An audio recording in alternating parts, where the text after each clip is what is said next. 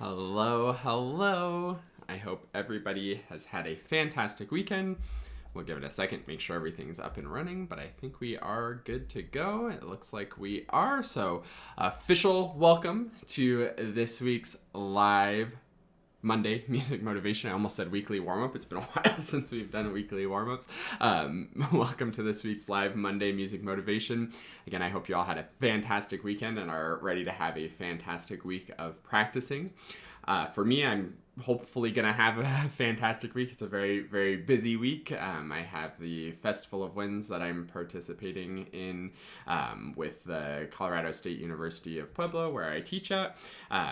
On Thursday, I have a triple header performance where I'm going to be doing a clarinet choir that I'm conducting, and this Festival of Winds participants will be playing a piece that I wrote for a clarinet choir, actually, which is going to be fun. On that concert, I'm also going to be playing with the Faculty Wind Quintet, minus oboe, so quartet. And then I'm also going to be playing Twitch, the concerto with the university band in a concert Thursday afternoon as well. So super packed week, really leading up to that performance. And I kind of wanted to share some performance mindset things just because that's what's top of mind for me, because I have a bunch of performances coming up. I know this isn't necessarily the peak performance season for everybody, but I think these performance ideas will also apply to practice things and can be very interesting when applied to practicing as well. And I have this really wild, kind of out there, maybe somewhat counterintuitive thing that I'm going to be thinking about, particularly for the concerto performance, but a little bit for everything. But what it is, this wild idea that I have is, instead of being afraid of the mistakes and instead of trying not to make mistakes, I'm going to kind of curiously look for what my mistakes might be and sort of almost look forward to the mistakes that I'm going to make, which sounds so crazy because normally we're trying so hard not to make mistakes, and we're like, oh, I practiced this and I know I can do it, and I'm going to need to do it the best I've ever done it and better than I've ever done it in the performance, and that's what makes a good performance. And I think that's completely misleading and raises the stakes way too much on performance, and often probably leads much more to performance anxiety than actually better performances. So instead, I'm sort of flipping that on its head, and instead of being like, okay, I know where all the tricky parts are and I need to not mess any of them up, I'm going to say, I know where the tricky parts are, I know where the easy parts are, and I'm looking forward to seeing what happens. I'm going to be kind of experiencing the performance almost as an audience member, just to kind of be there and experience, be in the moment, see what mistakes I make. And I think it's important to remember, especially in this age where so many recordings are available, and those professionally done recordings have so many takes in them. Sometimes a 10-minute piece in a recording on a CD or on an album that you're listening to may literally have 200 splices jumping between dozens of different takes that they did of it, depending on the piece and the situation. Some of them I'm sure only have a handful of cuts, but I think all of them have some cuts and some things that they did where they made it a little bit more precise, because when you hear people play live, it's not perfect. And that's part of the fun of live performance. And actually, as an audience member, that's something I very much enjoyed of live performances.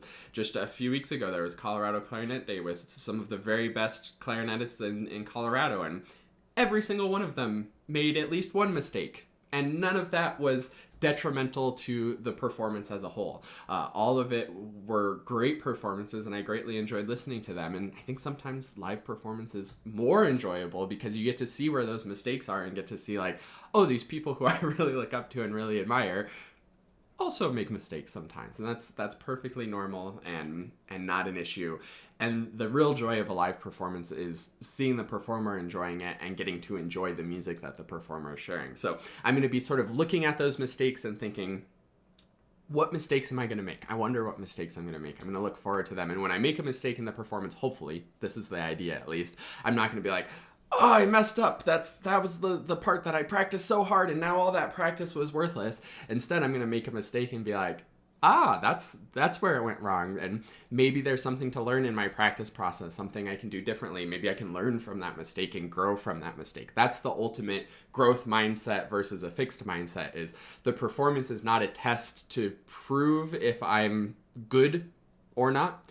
The performance is an opportunity to learn and grow, like everything that we do in life. So that's kind of how I'm applying it to the performance situation. You can absolutely do that for performances yourself as well. Now I want to talk about how that can be really valuable for practice as well.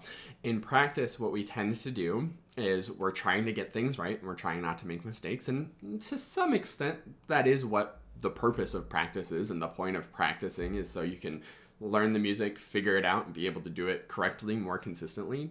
Absolutely a good idea and an important thing to do. But what if in practice, when we made a mistake, we didn't go, oh, that was wrong, I'm bad, I know better, I can do better, let me fix it real quick. And then we end up in this loop of like, make a little mistake and immediately fix it and immediately be like, nope, bad, do it again, fix. and I think you kind of know what I mean by that mindset of how we do that in practice so often. Instead, we can make a mistake and be like, oh, that was interesting, I wonder why that went wrong. And then that automatically puts us into sort of our deliberate practice loop where we're reflecting and then coming up with an actual effective plan to fix it. So we don't fall into the pointless practice trap where we do the same thing over and over, just hoping that it's going to fix itself. And if it does fix itself, we don't know why it fixed itself, so we can't reproduce that in the future.